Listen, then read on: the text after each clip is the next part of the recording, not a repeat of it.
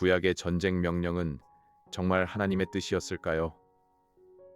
성경을 사랑하는 사람일수록 이 질문 앞에서 멈춥니다. 가나안 전쟁 이야기를 읽으면 마음이 불편합니다. 어떤 분은 말합니다. 구약의 하나님은 너무 무섭다고요. 또 어떤 분은 말합니다. 이런 본문 때문에 성경을 믿기 어렵다고요. 이 질문은 단순한 역사 문제가 아닙니다. 하나님의 성품은 질문입니다. 하나님은 선하신가? 하나님은 공의로우신가? 하나님은 생명을 가볍게 보시는가? 오늘은 이 질문을 피하지 않겠습니다. 하지만 자극적으로 말하지도 않겠습니다. 성경이 말하는 큰 흐름 안에서 보겠습니다. 우리는 전쟁이라는 말만 들어도 마음이 무거워집니다. 뉴스에서 전쟁 소식을 보면 가슴이 답답합니다. 멀리 있는 나라 이야기여도 그렇습니다. 하물며 성경 안에서 하나님이 전쟁을 명령하셨다면 어떨까요? 그 질문은 더 무겁습니다. 집에서 가족 식탁에 앉았다고 생각해 보세요. 누군가 성경을 읽다가 이런 본문을 만납니다. 여호수아가 성읍을 치고 사람들을 진멸했다는 본문입니다. 그 순간 식탁의 공기가 달라질 수 있습니다. 아이가 묻습니다. 하나님은 사랑이신데 왜 이런 명령을 하셨어요? 부모도 쉽게 답하지 못합니다. 그래서 이 질문은 중요합니다. 성경을 변호하려고 마음을 닫으면 안 됩니다. 반대로 성경을 공격하려고 본문을 잘라내도 안 됩니다. 성경 전체가 무엇을 말하는지 봐야 합니다. 개혁주의 신앙은 하나님을 두 얼굴로 나누지 않습니다.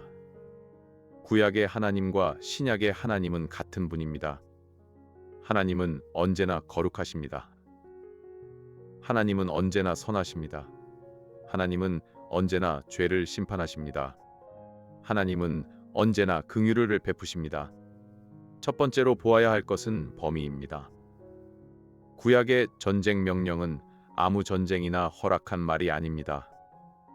이스라엘이 마음대로 넓혀가는 침략 전쟁도 아닙니다. 성경은 그 전쟁을 특별한 심판 사건으로 설명합니다. 신명기 9장 5절에서 모세는 이렇게 말합니다. 이스라엘이 의로워서 그 땅을 얻는 것이 아니라고 합니다. 그 땅 백성들의 악함 때문에 하나님이 그들을 쫓아내신다고 합니다. 이 말은 매우 중요합니다. 이스라엘이 착해서 상을 받은 것이 아닙니다. 가나안의 죄가 오래 쌓였다는 뜻입니다. 창세기 15장 16절에서도 같은 흐름이 보입니다. 하나님은 아직 때가 아니라고 하십니다. 아모리 족속의 죄악이 아직 가득 차지 않았다고 하십니다. 이 말은 하나님이 오래 참으셨다는 뜻입니다. 마치 동네에서 위험한 건물이 있다고 생각해 보세요. 처음 금이 갔다고 바로 허물지는 않습니다. 점검하고 경고하고 시간을 줍니다. 하지만 건물이 무너져 이웃을 덮칠 지경이면 철거가 필요합니다. 비유는 완전하지 않습니다. 사람은 건물보다 훨씬 귀합니다. 그래도 핵심은 분명합니다. 성경의 전쟁 명령은 즉흥적 분노가 아닙니다. 오래 참으신 뒤에 온 하나님의 심판입니다. 전문 용어로 이것을 신정 전쟁이라고 부르기도 합니다. 뜻은 단순합니다. 하나님이 특별한 시대와 장소에서 직접 판단하신 전쟁이라는 뜻입니다. 오늘 어떤 나라가 이 말을 가져다 쓸 수 없습니다. 오늘 어떤 교회도 이 본문으로 폭력을 정당화할 수 없습니다. 두 번째로 보아야 할 것은 죄의 무게입니다. 현대인은 보통 죄를 개인 취향처럼 봅니다. 남에게 피해만 안 주면 괜찮다고 생각합니다. 하지만 성경은 죄를 그렇게 보지 않습니다. 죄는 하나님을 거스르는 반역입니다. 죄는 이웃을 무너뜨리는 독입니다. 죄는 공동체를 병들게 합니다. 로마서 1장 18절은 이렇게 말합니다. 하나님의 진노가 불의로 진리를 막는 사람들의 모든 경건하지 않음과 불의에 대하여 하늘로부터 나타난다고 합니다. 여기서 진노는 감정 폭발이 아닙니다. 진노는 하나님의 거룩한 반응입니다. 선하신 하나님이 악을 악이라고 판단하시는 것입니다. 우리도 일서 이것을 압니다. 학교에서 약한 아이가 계속 괴롭힘을 당한다고 해보세요. 선생님이 아무 일도 하지 않으면 좋은 선생님이 아닙니다. 그냥 착한 분이라고 부르기도 어렵습니다. 공의로운 선생님은 악을 멈추게 해야 합니다. 하나님의 공의도 그렇습니다. 공의는 차갑게 벌만 주는 마음이 아닙니다. 공의는 선을 지키기 위해 악을 심판하는 하나님의 뜻입니다. 가나안 심판 본문은 이 점을 불편하게 드러냅니다. 하나님은 죄를 가볍게 넘기지 않으십니다. 하나님은 이스라엘의 죄도 가볍게 넘기지 않으셨습니다. 나중에 이스라엘도 같은 방식으로 심판을 받습니다. 열왕기와 예언서를 보면 분명합니다. 이스라엘이 우상숭 숭배와 불의를 따라갈 때 하나님은 내쫓으셨습니다. 그러므로 성경은 민족주의 책이 아닙니다. 이스라엘 편만 드는 책도 아닙니다. 성경은 거룩하신 하나님 앞에 모든 민족이 책임진다고 말합니다. 세 번째 질문이 가장 아픕니다. 그 전쟁 안에 약자와 아이가 있었다면 어떻게 보아야 할까요? 이 부분에서 우리는 쉽게 말하면 안 됩니다. 신자의 말은 차갑지 않아야 합니다. 고통스러운 본문 앞에서는 먼저 낮아져야 합니다. 성경은 모든 생명이 하나님께 속한다고 말합니다. 하나님만 생명의 주인이십니다. 생명을 마음대로 처리할 권리가 없습니다. 그래서 이 본문은 사람이 따라할 명령이 아닙니다. 하나님이 직접 재판장이 되신 특별 사건입니다.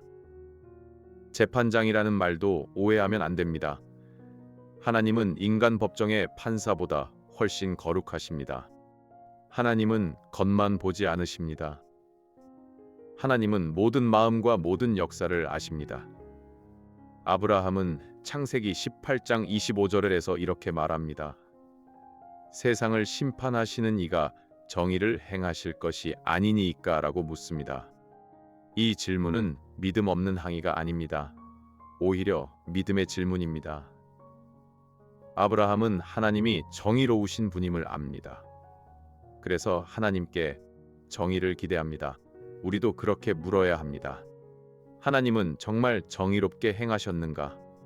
성경의 답은 그렇다는 것입니다. 다만 성경은 우리가 알고 싶은 모든 세부를 다 말하지 않습니다. 명절에 온 가족이 모였을 때를 생각해 보세요.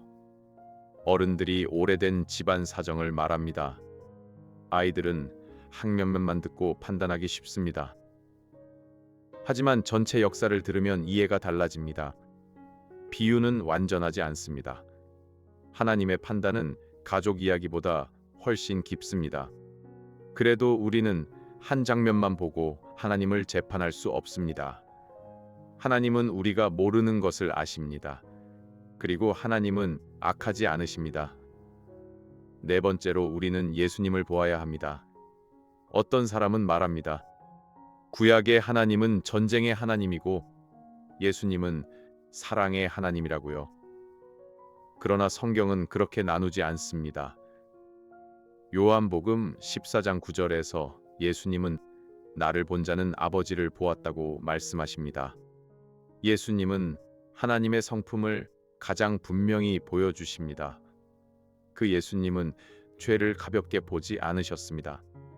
예수님은 회개를 선포하셨습니다. 예수님은 마지막 심판을 말씀하셨습니다. 동시에 예수님은 죄인을 위해 십자가를 지셨습니다. 여기서 복음의 중심이 드러납니다. 하나님의 진짜입니다. 하나님의 긍휼도 진짜입니다. 십자가는 이 둘이 만나는 자리입니다. 로마서 3장 26절은 하나님이 의로우시며 예수 믿는 자를 의롭다 하려 하신다고 말합니다. 의롭다 하심은 어려운 말입니다. 뜻은 하나님 앞에서 무죄로 인정받는 일입니다. 십자가에서 하나님은 죄를 그냥 덮지 않으셨습니다. 하나님은 죄의 값을 그리스도 안에서 담당하게 하셨습니다. 그래서 십자가는 구약 전쟁 본문보다 더 무서운 심판을 보여줍니다. 동시에 십자가는 가장 깊은 사랑을 보여줍니다. 병원 수술실을 생각해 보세요. 의사가 병든 부위를 자를 때 잔인해서 자르는 것이 아닙니다. 살리기 위해 자릅니다. 비유는 완전하지 않습니다. 하나님의 심판은 수술보다 훨씬 거룩합니다. 하지만 이 점은 분명합니다. 하나님의 사랑은 악을 방치하는 사랑이 아닙니다.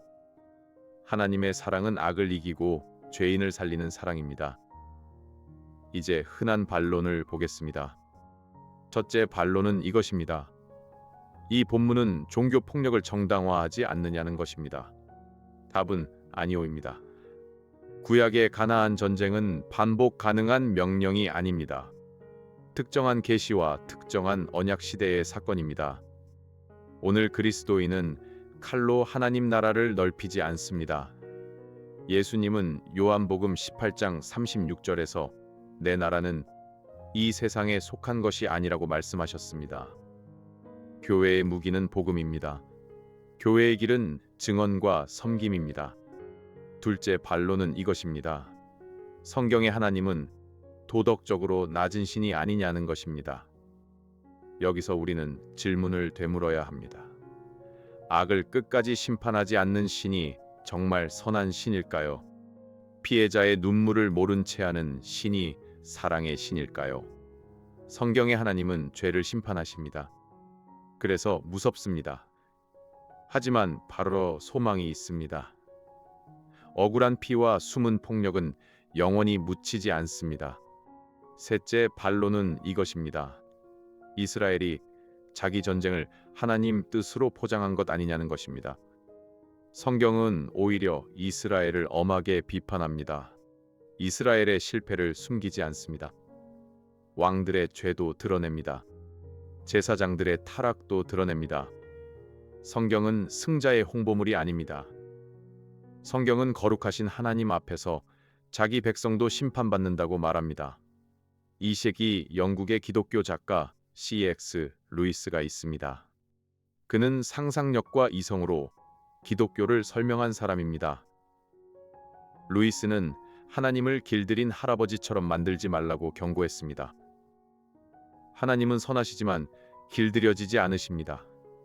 그 말은 하나님이 위험하다는 뜻이 아닙니다. 하나님이 우리의 작은 기준 안에 갇히지 않는다는 뜻입니다. 그렇다면 오늘 우리는 어떻게 살아야 할까요? 첫째, 성경의 어려운 본문을 피하지 말아야 합니다. 피하면 믿음이 약해집니다. 차분히 붙들면 믿음이 깊어집니다. 둘째, 하나님의 공의를 두려워해야 합니다. 두려움은 공포만 뜻하지 않습니다. 하나님을 가볍게 여기는 마음입니다. 출근길 신호등을 생각해 보세요. 신호등은 우리를 괴롭히려고 있는 것이 아닙니다. 사람을 살리려고 멈추게 합니다. 하나님의 명령도 그렇습니다. 하나님의 거룩은 우리를 살리는 거룩입니다. 셋째, 폭력의 유혹을 거절해야 합니다. 구약 본문은 오늘 우리 손에 칼을 쥐어주지 않습니다. 오히려 우리 마음의 복수심을 내려놓게 합니다. 심판은 하나님께 속합니다. 교회는 복음을 전합니다. 교회는 약자를 돌봅니다. 교회는 원수를 위해 기도합니다. 넷째, 십자가를 붙들어야 합니다. 가나안 심판은 죄의 무게를 보여줍니다. 십자가는 죄인을 향한 하나님의 자비를 보여줍니다. 우리는 남의 죄만 보며 안심할 수 없습니다. 우리도 하나님의 은혜가 필요한 사람입니다. 그래서 이 질문의 끝은 정죄가 아닙니다. 이 질문의 끝은 회개와 감사입니다. 구약의 하나님이 명령한 전쟁은 정당한가? 성경의 답은 조심스럽지만 분명합니다. 그 전쟁은 인간이 마음대로 벌인 폭력이 아닙니다. 특정한 시대에 주어진 하나님의 심판 사건입니다. 하나님은 죄를 가볍게 보지 않으십니다. 자기 백성의 죄도 심판하십니다. 그리고 하나님은 십자가에서 공의와 사랑을 함께 보이셨습니다. 오늘 우리에게 필요한 질문은 이것입니다. 나는 하나님의 심판을 남 이야기로만 듣고 있지는 않은가? 나는 십자가의 은혜를 정말 피난처로 삼고 있는가? 잠시 이렇게 기도해도 좋겠습니다. 주님, 어려운 본문 앞에서도 주님의 선하심을 믿게 하소서. 우리 마음의 복수심을 내려놓게 하소서. 십자가 안에서 공의와 사랑을 함께 보게 하소서. 이 영상이 도움이 되셨다면 구독과 알림 설정으로 다음 질문을 함께 고민해 주세요. 이 영상은 보수적 개혁주의 신학의 입장에서 제작된 변증학적 콘텐츠이며 모든 신학적 견해를 대변하지 않습니다. 본인의 신앙 공동체 및 목회자와 함께